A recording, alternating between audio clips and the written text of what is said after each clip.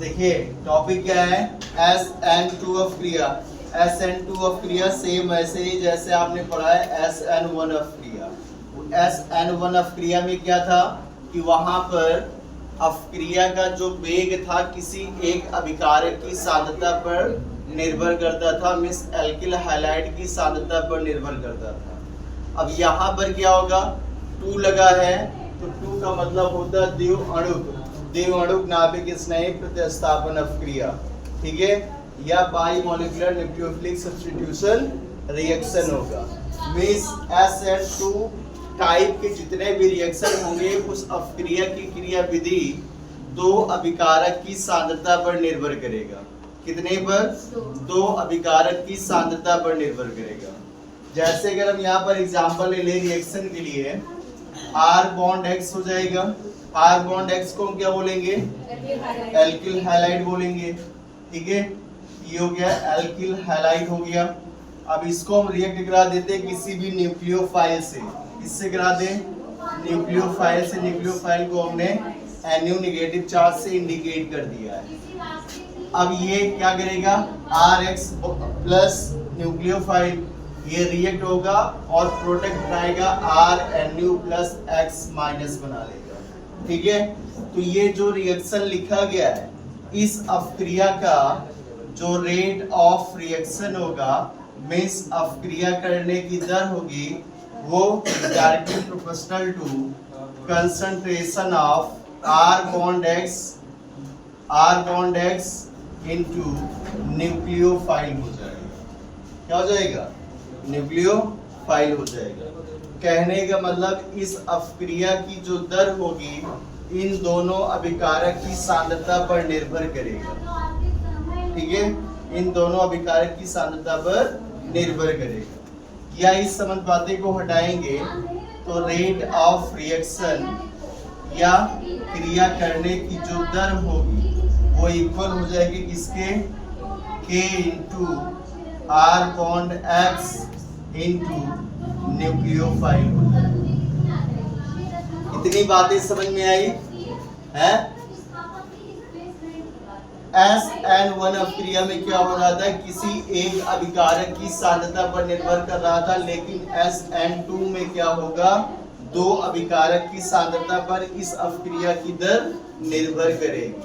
अगर हम R bond X इसकी सांद्रता को दोगुना कर देंगे तो अपक्रिया की दर दोगुनी हो जाएगी। इसकी सांद्रता दोगुनी कर दें और न्यूक्लियोफाइल की भी सांद्रता हम दोगुनी कर दें तो अपक्रिया की दर 4 गुना हो जाएगी।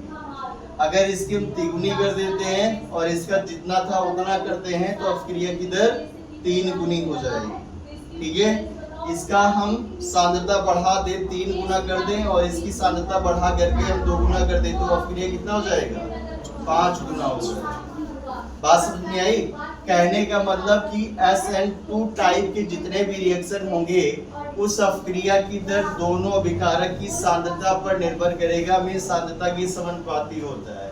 अगर सांद्रता हम बढ़ाएंगे तो अपक्रिया की दर भी बढ़ जाएगी, ठीक है।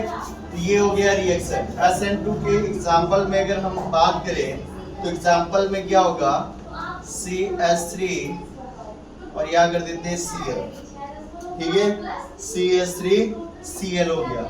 नाम क्या हो गया इसका? मेथिल क्लोराइड हो जाएगा। इसको हम रिएक्ट करा दें किससे? H2O से। किससे करा दें? H2O से करा दें, ठीक है। और जब H2O से कराएंगे, हाँ भैया कुछ बोला गया, H2O से जब हम कराएंगे तो होगा क्या, यहाँ पर ये बना लेगा CH3OH मिस मेथिल एल्कोहल और साथ में क्या हो जाएगा, HCl बन जाएगा, ठीक है। तो ये फर्स्ट डिग्री एल्किल हैलाइड किसमें कन्वर्ट हो रहा है? फर्स्ट डिग्री एल्कोहल में। तो एक प्रकार का एल्कोहल बनाने का ये मेथड भी हो जाता है। तो इस रिएक्शन के लिए अगर हम रेट ऑफ रिएक्शन निकालेंगे तो रेट ऑफ रिएक्शन मींस अपक्रिया की दर इज इक्वल हो जाएगा K इंटू CH3Cl इसकी सांद्रता और उसके बाद में H2O की सांद्रता हो जाएगी। बात समझ में आई? मीन्स इस अपक्रिया की जो दर होगी वो मेथिल क्लोराइड और H2 की कंसंट्रेशन पर डिपेंड करेगी। क्या है? Mechanism of SN2 reaction means SN2 अपक्रिया की क्रिया विधि। देखिए SN2 अपक्रिया की जो क्रिया विधि होती है वो केवल एक ही स्टेप में कंप्लीट हो जाती है। रीजन क्या है? यहाँ भी कार्बोकेटायन बनना चाहिए, चूंकि आपने लिया क्या है CH3Cl लिया है, ठीक है। अब यहाँ पर क्या होगा, ये बॉन्ड डिसोसिएट होगा, डिसोसिएट होने के बाद में CH3 सिंगल पॉजिटिव और Cl सिंगल नेगेटिव बनाता है। ये जो CH3 है मींस जो ये कार्बोकेटायन बना, इसकी स्टेबिलिटी जो है बहुत कम होती है और स्टेबिलिटी कम होने की वजह से ये दो स्टेप में नहीं जाती है। कहने का मतलब ये है कि SN2 अपक्रिया की जो क्रिया विधि है वो केवल एक ही पद में कंप्लीट हो जाती है या एक ही स्टेप में कंप्लीट हो जाती है, ठीक है। यहाँ पर ले लेते हैं CH3 बॉन्ड Cl, ठीक है। या इसको हम दिखाना चाहें तो 3 कार्बन से क्या लगे हुए, 3 हाइड्रोजन, एक हाइड्रोजन, दूसरा, तीसरा हाइड्रोजन हो गया, 3 हाइड्रोजन हो गए, ठीक है। अभी इसी कार्बन से 3 हाइड्रोजन जुड़े हैं और एक क्लोरीन जुड़ा हुआ है, ठीक है। अब कार्बन बॉन्ड Cl के बीच में ये क्या होगा, ये बंद पोलराइज होगा। पोलराइज का मतलब Cl क्या करेगा, साझे के इलेक्ट्रॉन को अपनी तरफ खींचेगा, मींस यहाँ पॉजिटिव नेगेटिव आएगा और Cl पर क्या आएगा, पॉजिटिव आएगा, ठीक है। अब है न्यूक्लियोफाइल, इसमें क्या होगा, न्यूक्लियोफाइल हमेशा पीछे से अटैक करेगा, क्या करेगा, पीछे से अटैक करेगा। न्यूक्लियोफाइल लिखे या यहाँ पर हम ले लेंगे OH माइनस, OH माइनस आपका क्या होगा, न्यूक्लियोफाइल होगा। पीछे से क्यों अटैक करता है, आगे से क्यों नहीं करता है? अगर आगे से यहाँ पर OH माइनस होगा तो ये क्या है, इलेक्ट्रॉन रिच सेंटर है, न्यूक्लियोफाइल है, में इलेक्ट्रॉन क्या दिखता है, नेगेटिव चार्ज, और आगे क्या दिख रहा है, Cl नेगेटिव चार्ज। तो यहाँ नेगेटिव नेगेटिव में क्या होगा, रिपल्सन होगा। ये इधर से अटैक तो करना चाहेगा लेकिन ये Cl नेगेटिव चार्ज लेकर के पहले से खड़ा है, इनको डांट के भगा देगा। डांट के जब भगाता है तो ये आते हैं पीछे, पीछे से अटैक करते हैं अपना। अब वो रहता है आगे, है ना, इससे घरों चोरी होती है सेंध लगाना, पीछे जाइए दीवार काट के घुस जाइए, आगे से वही होगा। तो आगे Cl है, उसको पता नहीं चलता कि पीछे से न्यूक्लियोफाइल या OH माइनस अटैक कर चुका है।